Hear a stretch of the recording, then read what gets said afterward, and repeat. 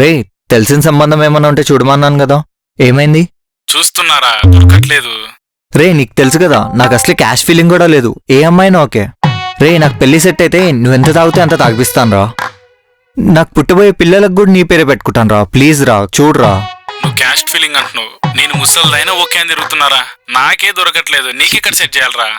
రే, నువ్వు ఫోన్ పెట్టరా, మళ్ళీ చేయకు నాకు. చేసింది నువ్వురా, నేను కాదు. ఓ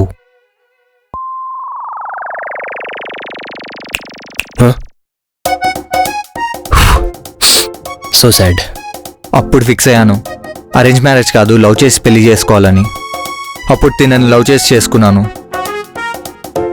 పెళ్లి చేసుకుని సినిమాలో చూపించినట్టుగా హీరో హీరోయిన్ లాగా చాలా హ్యాపీగా ఉండాలని కోరిక సార్ నాది. నాకు అదే చెప్పి పెళ్లి చేసుకున్నాడు సార్. మరి హీరోలా హ్యాపీగా ఉండాలనుకున్న వాళ్ళు విడాకుల వరకు ఎందుకు వచ్చారు? విడాకులు తీసుకునే సినిమా ఏమన్నా చూసారా?